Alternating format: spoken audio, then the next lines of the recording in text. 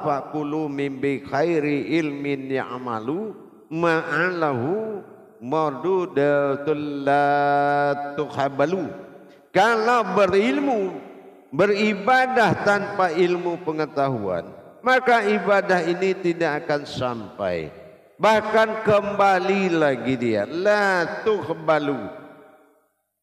Sudah jelas sholat, kita tahu Allah itu tidak mau bersekutu dengan apapun. Nah, kenapa kita tidak belajar mana kodrat diri yang tidak bersekutu dengan Allah? Allah telah jadikan naf-naf, lapisan-lapisan diri sebagai bekal untuk menghadap di dalam ibadah, sebagai bekal untuk menghadap dalam ilmu, sebagai bekal dalam menghadap dalam iman, sebagai bekal dalam menghadap dalam akal, sebagai bekal dalam menghadap dalam akidah, sebagai bekal dalam menghadap dalam akhlak. Semua Allah di dalam prasangka umatnya sendiri. Jadi kita mau tidak mau, kita harus memiliki pengalaman hakiki kepada Allah Subhanahu wa ta'ala. Itu contoh sholat. Apalagi kita percontohkan seperti berzikir. Ya. Zikir ini kalau kita tidak paham apa kodrat yang berzikir, siapa yang duduk, siapa yang beribadah, kemana zikir ini terarah. Ini kalau hakikat kodrat ajas kita tidak memenuhi syarat, maka pintu mata batin kita juga ditutup oleh Allah Subhanahu wa ta'ala. Akhirnya jatuh lagi ke amaliyah. Nah, tidak pernah sampai tujuan kepada marhalah muqarabah, yaitu perbuatan rohani yang dilakukan oleh rohani. Ini tidak pernah sampai terjadi. Ya, contohnya kita melaksanakan rakaat. Rakaat kita hafal, tapi rukunnya apa yang terkandung di dalam rakaat tadi kita tidak mengenal. Maka akhirnya juga tidak sampai kepada Allah. Jamaah yang dirahmati Allah rahimakumullah. Kalau kita tidak utamakan menyelesaikan hakikat sholat dalam hidup kita, apa arti semua itu dikaji? Apa arti semua pengajian kita pelajari kalau sholat aja kita nggak bisa? Arti nggak bisa itu apa? Allah katakan al-ahadun al-ma'budu al-wahidun. Artinya satu kodratku yang mampu menghadap kepada diriku sendiri. Nah, bagaimana kita mendapatkan kodrat? Kita tentu harus belajar. Mana mendirikan nafis isbatnya, mana yang dinapiskan, mana yang diisbatkan. Satu contoh apa? Kalau ente melaksanakan takbir, siapa yang hadir dulu di dalam takbir itu? Umatkah atau Tuhankah? Nah, ini seperti ini kan harus jelas. Ya, ini harus jelas. Jadi jangan sampai segala perbuatan hakikat ini tidak bisa kita saksikan. Makanya fardu ain sholat itu artinya wajib menyaksikan. Kalau pandangan kita banyak kosong di dalam menjalankan ibadah, inilah yang diisi oleh ngantuk, diisi oleh khayalan, diisi oleh cerita, diisi oleh pikiran. Kenapa? Fardu ain, fardu wajib ain menyaksikan, ternyata pandangan kita kosong. Kosongnya kenapa? Kita tidak mampu melihat iman di dalam sholat. Apa iman di dalam sholat? Berdiri, apa yang harus diimani dalam berdiri? Ruku, apa yang diimani dalam ruku itu? Sujud, apa yang harus diimani dalam sujud itu? Duduk juga begitu. Kalau tidak ada yang diimani, ini belum namanya mendapatkan ibadah. Itu masih mendapatkan amaliyah. Kalau hanya berperlihat kepada sebuah jasad yang berdiri, itu hukumnya sunnah, Tidak semua orang mampu berdiri. Tapi pengganti berdiri itu apa? Kalau kita tidak mampu, pasti Allah telah siapkan. Ruku juga begitu. Kalau kita ada nuzuk, ada gangguan, tidak mampu ruku, Allah sudah siapkan duduk, sujud, semua hakikat pengganti rakaat itu sudah ada. Tapi ternyata kalau kita ada yang sakit, tidak mampu berdiri, kata Ustadz, ambil kursi roda, dorong, duduklah. Apakah Ustadz bisa menggantikan yang telah ditentukan oleh Allah sebagai pengganti berdiri tadi? Jangan hanya karena kasihan, tapi kita melanggar rukun hakikat sholat. Karena rukun hakikat sholat ini berasal dari wahyu.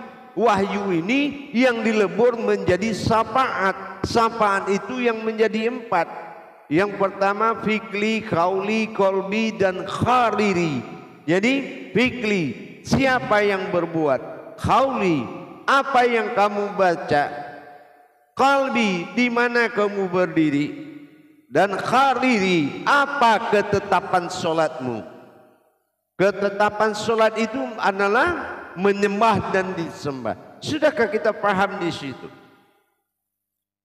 Dan solat dalam rukun Islam ini saya kenalkan hakikat demi hakikat ini supaya kita mulai berpikir dari sekarang. Kita lihat dalam rukun Islam, solat ini nomor 1 apa nomor 2? Nomor 2. Betul? 2. Nah, kalau memang wajib, kenapa enggak nomor 1? Nah, ini menandakan ada rukun dan syarat yang harus dipenuhi. Pertama, harus jelas dulu tauhid diri kita. Apa tauhid diri? Tauhid diri itu adalah Tuhan, Allah. Sudahkah kita syahadat menyatu, syahadah langsung ahad menjadi satu? Itu yang dinamakan ikhram. Allahu Akbar. Masih 2 kah? Masih 3 kah? Atau bagaimana? Nah itu. Jadi kita harus memenuhi rukun-rukun syarat semua perbuatan di dalam hakikat, yaitu sholat atau Islam. Ya, terutama Islam ya. Nah, makanya syahadat ini adalah filter. Tauhid nyata berhubungan, tafrid nyata merasakan, tajrid nyata mengalami. Allahu Akbar. Sudah nyatakah kamu berhubungan? Sudah nyatakah kamu merasakan apa itu yang terjadi dari takbir? Dan sudahkah kamu mengalami apa terjadi yang dalam sholat? Ini kebenaran. Syahadat itu adalah sebuah ketetapan, sebuah kebenaran. Ya, makanya diletakkan pada rukun Islam yang pertama, karena dengan syahadat maka tauhidnya harus jelas terlebih dahulu. Ya, harus jelas terlebih dahulu. Kalau kita mengatakan asyhadu an la ilaha illallah, tidak ada Tuhan selain Allah. Apa sudah menjadi Tuhankah Allah itu bagi dirimu dengan kalimat itu? Kalau belum, berarti kamu harus belajar bagaimana dengan kalimat itu nyatalah Allah sebagai Tuhan di dirimu. Allah memang Tuhan, tetapi belum tentu Tuhan bagi orang yang tidak bisa menyembahnya. Kalau tidak bisa menyembah dia, bagaimana dia bisa jadi Tuhan? Nah, maka ini dikatakan harus kita jalankan rukun-rukun hakikat ini. Kalau tauhid ini, asyhadu an la ilaha illallah, sama kayak ijab qabul, ya, ijab qabul atau berhubungan. Umat mengatakan Tidak ada Tuhan selain Allah. Ini mata batinnya kosong, atau dia melihat sesuatu, atau dia menuju mata hatinya kepada sesuatu dalam membaca kalimat. Sudahkah begitu? Dan disebut lagi dengan wa asyhadu anna Muhammadar Rasulullah. Sudahkah dia merasa dilihat dan dipandang sebagai umat? Dari mana munculnya dia sebagai umat dan dari mana munculnya Allah sebagai Tuhan? Pernahkah mata batin kita menyaksikan perbuatan ayat pada diri kita, atau memang hanya kita membaca saja? Inilah jamaah pentingnya nilai hakikat itu diketahui. Kenapa? Rasul bilang syariatul hulul hakikah. Kujadikan syariat itu untuk menuju hakikat.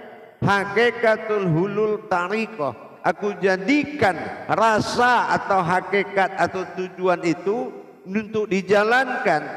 Nah, maka tariqatul alal ma'rifah. Kujadikan jalan untuk menujuku.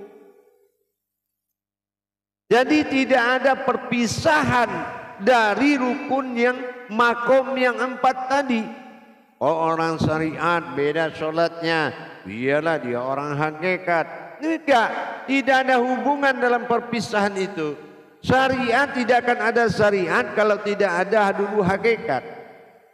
Kalau tidak ada hakikat, bagaimana dia mendapatkan sejarah dari mana asal usulnya tangan itu diangkat menjadi takbir? Banyak orang mengangkat tangan belum tentu namanya takbir. Ada orang mengangkat tangan atas nama takbir. Ini di mana perbedaan? Kalau dikaji namanya hakikat. Gitu jemaah. Ya, tapi banyak yang tidak mengakui adanya hakikat. Padahal yang dia lakukan itu dari hakikat. Nah, hakikat adalah hulul tariqah. Nah, ini menuju jalan. Sudahkah kita melihat mana jalan kepada Allah di dalam solat kita? Atau hanya kita bergerak-gerak aja? Tubuh itu bukan suatu perjalanan. Din, Islam itu din jemaah. Dal alif nun. Dal itu perjalanan, alif itu wujud Tuhan, nun itu hayat diri kita. Bagaimana kita memperjalankan hayat diri kita menuju Tuhan? Tajali namanya. Makanya dampak dari Islam itu tidak menyentuh ke diri kita.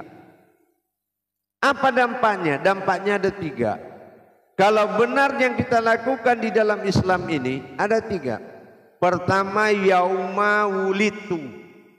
Artinya apa? Diselamatkan kehidupan kita. Yang kedua, yauma mumitu. Diselamatkan kematian kita. Yang ketiga, yauma absawaya. Diselamatkan kita bertemu dengan Tuhan kita Allah. Tapi nyatanya apa? Allah tidak merespon perbuatan ibadah kita. Mau tahu buktinya Allah tidak merespon? Apapun yang dijanjikan Allah di dalam salat, hayya 'alal falah, apa? Capailah kemenangan, keberhasilan. Dari apa? Hayya 'alal shalah. Mendirikan salat dengan mengerjakan sembahyang itu enggak sama. Ikamatis sholah dengan ifa'alus sholah, mendirikan dengan mengerjakan, itu enggak sama jamaah. Akhirnya Allah tidak merespon. Azan, Allahu Akbar, Allahu Akbar. Oh, sudah masuk waktu. Pandangannya masih beramaliyah. Padahal kalau dia tahu 2 kali diulang-ulang azan dan ditutup satu kali dengan syahadat la ilaha illallah. Kenapa satu? Yang dua-dua itu tauhidin, perhubungan wujud Tuhan dengan umat. Tapi yang satu terakhir itu namanya tauhudun, menyatu. Satu, la ilaha illallah. Sudah kelihatan mana diri, mana Tuhan. Satu wujud dalam kalimat la ilaha illallah. Barulah kita pecah jadi dua di iqomat. Nah, itu yang didirikan. Kalau kita baca iqomat sudah berdiri imamnya belum?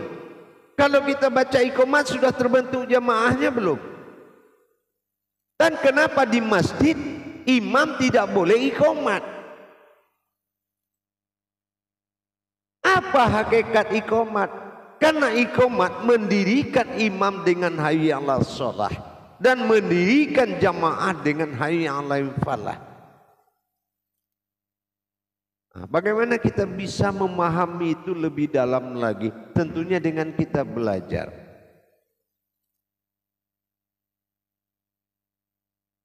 Saya paling tidak suka mendengar orang bercerita keahlian agamanya, tapi dia bodoh sholatnya. Itu saya tidak suka. Ya, biarlah dia tidak banyak pengalaman, tapi perjalanan diri ke Tuhannya bagus. Itu yang saya suka. Tentulah kita harus capai dulu asal diri adalah Tuhan, ilah ba'dal tunggal wahid, awal mula jadi. Awaludin ma'rifatullah, awal agama mengenal nama Allah, akhir diri dan agama innalillah. Kembali alif, kepada alif. Tuhan asal dirimu, kembali engkau kepada Tuhan. Ini harus 3 fardu ini wajib selesai. Wajib tuntas dikaji. Kalau enggak apa nilainya? Sekarang kerjakanlah tanpa apa yang kita ceritakan tadi. Kasih nilai sendiri. Kira-kira berapa nilainya? Yang ada apa? Rasulullah pernah dicontohkan memelihara domba. Ya, domba, Muhammad memelihara domba. Tahu nggak apa kemana pergi ke arah domba itu? Itulah orang yang dari rumah, orang azan dia jalan sampai di masjid dia ikut orang. Orang ruku dia ruku, orang sujud dia sujud, orang duduk dia duduk, orang pulang dia pulang. Nah itulah domba. Dikatakan domba tersesat. Kita dari rumah orang sampai di masjid bisa jadi domba kalau tidak tahu apa yang diperintahkan kepada kita, isi dari perintah itu. Ini yang harus kita hindari jamaah. Jadi kalau kita mengenal sama, kita mendengar ceramah. Kita mendengar pakai telinga, dia ceramah pakai mulut, sama-sama enggak nyambung. Ya. Mana nilai hakikat, mana nilai ibadahnya? Kalau ternyata dia tidak tahu apa yang dikatakan mimbar. Mimbar itu wahyu. Nah kalau wahyu, siapa yang ada di dalam wahyu? Harusnya dia berpikir, kita ini berpikir. Kita mengatakan Assalamualaikum warahmatullahi wabarakatuh. Baca semua dalil Allah. Ternyata dia tidak bisa menjalankan bagaimana caranya mengeluarkan ayat suci dari dirinya. Dia hanya bisa mengeluarkan suara, tapi dia tidak bisa mengeluarkan kodrat ayat suci, yang mana kalau dia bersentuhan dengan tubuh maka batallah ibadah, tinggal amaliyah. Begitu juga kalau sempat lagi jadi imam, entah mana Tuhan, entah mana dia, entah di mana letak jemaahnya. Yang penting kayak tentara. Lipat tangan serentak, ruku serentak, sujud serentak, pulang juga serentak. Coba tanya yang memimpin, di mana kami dalam pandanganmu wahai imam? Di mana Tuhan dalam pandanganmu wahai imam? Apakah kamu masih melihat dirimu dalam memimpin kami imam? Dan di mana kamu melihat kami imam? Tentu kita harus berpikir, ini bahayanya Islam ini artinya selamat. Kalau kita tidak benar-benar belajar makna dan hakikat yang terkandung dalam setiap perintah, maka kita sama artinya. Inilah yang disebut wal asri innal insana lafi kusrin. Inilah kerugian. Lalai rugi, lalai rugi, lalai rugi. Akhirnya apa? Buya, saya sholat Buya nggak pernah tinggal. Saya mengaji Buya tiap malam. Saya hatam Buya sekian bulan sekali. Saya zikir berkepanjangan Buya. Iya. Terus kenapa? Kenapa hidup saya begini-begini aja? Dari saya belum kenal masjid sampai saya udah capek lihat masjid, nggak ada perubahan, kayak nggak diperhatikan Tuhan saya Buya. Apa saya salah beribadah? Pasti tidak. Tapi yang kamu lakukan